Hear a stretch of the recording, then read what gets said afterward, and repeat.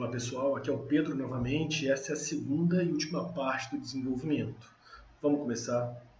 Assim como na semana passada, esse conteúdo está na apostila módulo 1, capítulo 7. Uma breve retomada. A gente falou na aula passada onde fica o desenvolvimento, suas funções e a estrutura interna dos parágrafos divididos entre tópico, frasal e fundamentação, podendo ser alternados. Fundamentação mais tópico, frasal. E aí ficou faltando a gente falar sobre a argumentação. Vamos para ela. Mais uma vez eu vou começar descomplicando as coisas e mostrando como elas acontecem no nosso dia a dia. Então, basicamente, a argumentação é uma sustentação racional de uma opinião. Bem simples. Assim como no seu cotidiano, toda discussão se inicia a partir de uma questão inicial. Essa questão inicial, ela suscita duas ou mais perspectivas diferentes. O famoso cada um com a sua opinião. Então, se a gente retomar aquela nossa simples definição de argumentação como sustentação racional de uma opinião, a gente pode, a partir daqui, definir o que é opinião, retomando o que a gente viu na semana passada sobre a estrutura interna dos parágrafos, principalmente no que tange o tópico frasal, que é a declaração em que se apresenta um juízo de valor acerca de um assunto, ou seja, a frase em que se expressa a opinião a ser provada em relação ao tema. O dicionário vai dar 6 definições do que é opinião, mas a gente pode dividir em dois tipos. A opinião vazia e a opinião válida. Sendo a opinião vazia aquela que expressa gosto e preferência e não tem base nem caráter argumentativo. E a opinião válida, aquela que é fruto de exame e reflexão, tornando-se objeto da argumentação. Você possivelmente já participou de uma discussão que falou um monte de coisa que achava, que acreditava, e no final terminou com "mas isso é só minha opinião", achando que isso seria suficiente para validar seus argumentos. Eu tenho uma boa e uma má notícia para você. A má notícia é que não é suficiente, mas a boa é que a partir de hoje você vai parar de fazer isso, principalmente em redações de vestibular.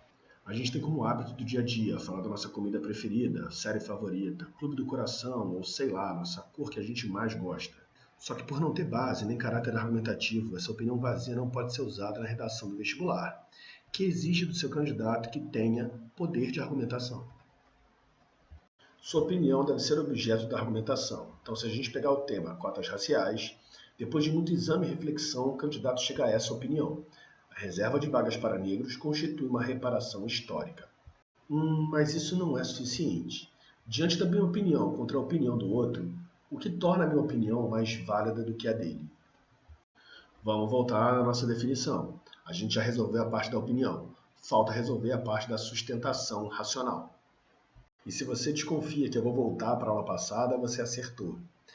Essa parte está na estrutura interna dos parágrafos, na parte de fundamentação, conjunto de 2 ou 3 frases que comprovam o tópico frasal por meio da apresentação de evidências ou premissas.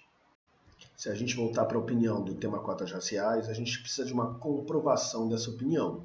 Temos aqui que a reserva de vagas para negros constitui uma reparação histórica, uma vez que pretende corrigir uma desigualdade racial originada há mais de 200 anos que foi incentivada pelo Estado via legislação e respaldo popular. Nessa hora você pode estar se perguntando se a opinião é válida porque ela defende as cotas raciais. Não, eu posso te dar um ponto de vista completamente diferente, de que a reserva de vagas para negros constitui uma medida preconceituosa. O que torna a opinião válida é o exame e a reflexão demonstrados pela fundamentação, na medida em que inclui um critério não acadêmico e uma seleção que tem por objetivo avaliar a competência intelectual e o mérito dos candidatos, sem distinção étnica. Concorde ou discorde, essa fundamentação valida a opinião. Eu vou simplificar ainda mais. O argumento nada mais é do que uma opinião bem fundamentada, o que a gente conhece já por tópico frasal mais fundamentação, ou a inversão deles, fundamentação mais tópico frasal, conforme você prefere estruturar o seu parágrafo. Mas vamos ver como isso funciona numa redação de vestibular. Então eu trouxe aqui o tema do UFRJ 2005, a valorização do corpo humano.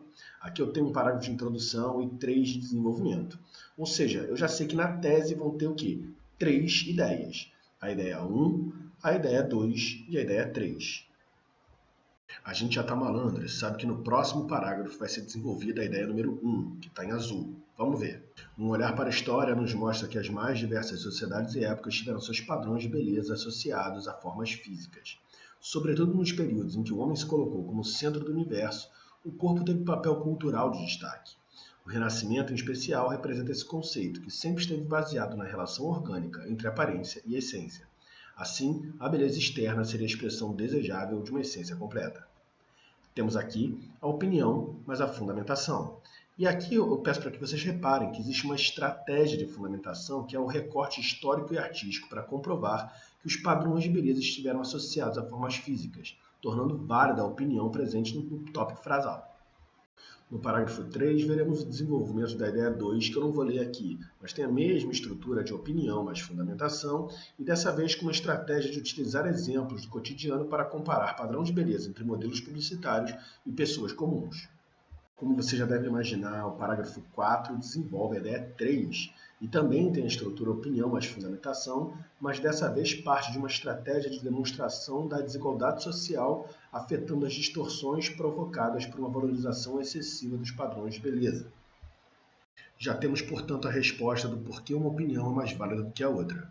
Isso ocorre porque há uma reunião de elementos que sustentam a opinião a ponto de se tornar racionalmente embasada, o que é a função da fundamentação.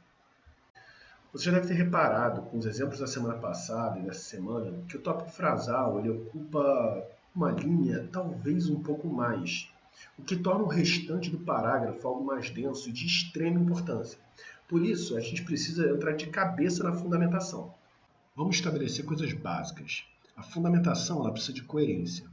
Interna, para que as partes do texto não entrem em contradição, e externa, para que os argumentos não entrem em contradição com a realidade. Então, nada de terra plana, reptiliana, essas coisas conspiracionistas. Ela também precisa estar coesa, a partir do quê? Do uso de conectivos e ganchos semânticos. Por fim, a gente pode estabelecer duas estratégias de fundamentação, uma de base factual e a outra de base ideal. A primeira de base factual é o que a gente chama de argumentação indutiva, aquela que vai de casos particulares até a regra, a ideia geral, por meio de generalização. Ela se utiliza da apresentação de evidências, fatos, exemplos, estatísticas e estudos, e a fonte deles pode ser o conhecimento de mundo do candidato, seu repertório sociocultural e também os textos de apoio presentes na prova de redação. Sobre eles é necessário destacar que os textos de apoio jamais devem ser copiados, mas interpretados, deixando claro que o candidato entendeu o conteúdo deles e conseguiu incorporar no seu texto com suas próprias palavras. Mas vamos voltar para as evidências. Como eu posso saber que as fontes que utilizo são válidas? Primeiro, elas devem ser pertinentes ao tema, ou seja, devem ter relação com ele. Depois, elas devem ter relevância. A fonte dos números vem de órgãos oficiais? Isso é bem importante. E por fim, esses números devem ser suficientes para que se tornem objeto de argumentação. Pessoal, uma dica talvez óbvia, mas que não custa nada falar. As informações dos textos de apoio que estão na sua prova de redação, elas são pertinentes, suficientes e relevantes. Inclusive, as fontes dessas informações estão abaixo do texto, ou da charge, ou do desenho, ali em tamanho reduzido. Então, utilizem, mas lembrando, sem copiar. E antes que eu me esqueça, vamos tomar cuidado com as notícias falsas, as famosas fake news. Então vamos evitar informações que vêm de grupo de WhatsApp, de fofoca da vizinhança, de uma fala de um tio, filha, parente seu, que não tenha nenhuma fonte confiável, nenhum respaldo científico, como, por exemplo, números de órgãos oficiais do governo federal, do Congresso, do Judiciário, de secretarias públicas, e até mesmo de órgãos internacionais, como ONU, OMS, Unesco, Unicef, sei lá, tem um monte, Banco Mundial. A gente vai vendo nos exemplos esses órgãos aparecendo e respaldando os números utilizados. Então vamos a eles. O primeiro é o tema adoção de crianças por pessoas solteiras. Eu tenho aqui nesse parágrafo de argumentação, um tópico frasal, uma fundamentação, mas eu quero chamar a atenção para dois destaques em verde. O primeiro parte de casos particulares, muitos casos de criança, para comprovar o que? A opinião de que crianças podem ser adotadas por pessoas solteiras. Já o segundo parte da apresentação de evidências, ou seja, divórcios, falecimentos, abandonos, não necessariamente impedem a constituição de ambiente favorável à educação, para comprovar essa opinião. Ele parte de fatos para fazer com que o tópico frasal seja sustentável racionalmente. O segundo exemplo é sobre o tema educação como meio de combater a violência. Novamente, temos o tópico frasal e uma fundamentação. Novamente, eu parto de uma generalização de um caso particular para comprovar minha regra, a minha ideia de que a educação pode constituir um meio eficaz de combate à violência. Então, eu parto dessa pesquisa da Unesco para comprovar o que? O meu tópico frasal. Essa pesquisa da Unesco é uma apresentação de evidência, porque ela parte de um estudo pertinente ao tema e de um órgão oficial de extrema relevância. Por fim, temos o último exemplo referente ao tema Desafios para a Formação Educacional de Surdos do Enem 2017. Novamente, tópico frasal, fundamentação e um destaque. Dessa vez, são dados estatísticos do INEP que ajudam a comprovar a opinião de que há exclusão de surdos na educação formal brasileira. E dessa vez, a apresentação de evidências se dá com base no texto de apoio número 2, presente na prova de redação. São dados estatísticos de um órgão relevante. A utilização dessa argumentação por base factual, ela talvez seja mais simples e por isso mais utilizada. Tem até aquele ditado que diz: contra fatos não há argumentos. Justamente porque a gente está utilizando dados, números, estudos, fatos, para dar força à nossa argumentação. Mas talvez você prefira algo mais, digamos assim, dedutivo e não indutivo. Utilização de um raciocínio lógico por meio de premissas. É o caso da fundamentação por base ideal. Ela agora parte de uma ideia geral, indo para os casos particulares, a partir da aplicação de premissas. É a criação de uma linha de raciocínio por meio de leis, axiomas, conceitos e regras. Seu critério de validade agora tem uma relação de causa e consequência. E você já deve ter visto essa linha de raciocínio a partir dos silogismos, sendo o mais famoso dele: todo homem é mortal, Sócrates é homem, logo Sócrates é mortal. Esse silogismo passa por uma premissa maior, uma premissa menor e uma conclusão. Dentro de um parágrafo de argumentação, as premissas seriam a fundamentação, enquanto a conclusão seria o tópico frasal, com a opinião expressa dentro dele. O que num texto corrido ficaria mais ou menos assim: todo homem é mortal e Sócrates é homem, portanto Sócrates é mortal. Aí sim, está ficando com mais cara de redação de vestibular.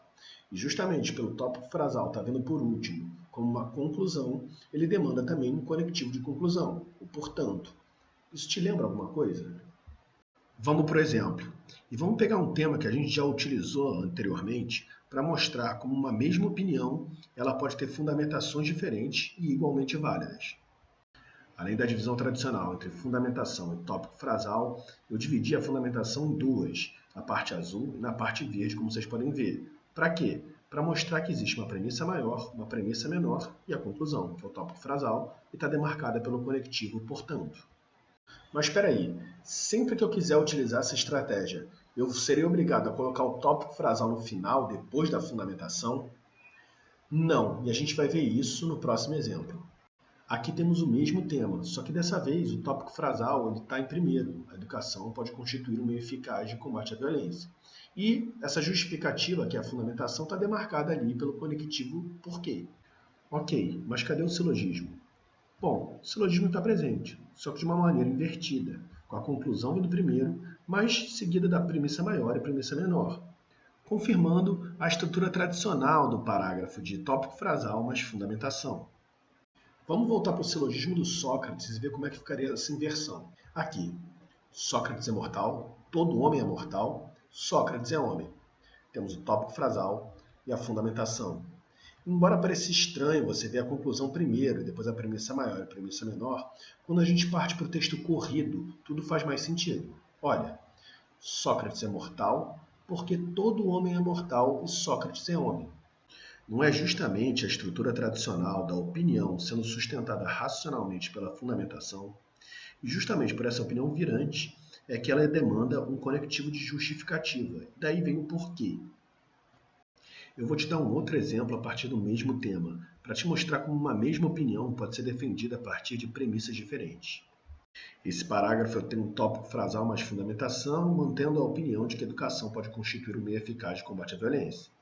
Novamente, ela começa com o tópico frasal, fundamentação vindo depois, fazendo a justificativa a partir do conectivo porquê, mas dessa vez a minha premissa maior é de que a violência é reflexo da desigualdade social. E a premissa menor é que a educação cumpre papel fundamental na formação do indivíduo e permite sua ascensão social, fazendo com que assim diminua a desigualdade.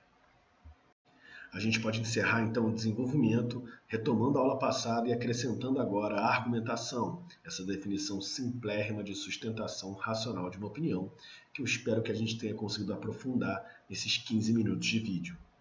Pessoal, eu simplifico as coisas, mas é para tentar mostrar para vocês que esses raciocínios eles estão muito mais próximos do que a gente pensa. Mas eu sei que essa parte do desenvolvimento ela é bem densa e talvez por isso ela seja difícil.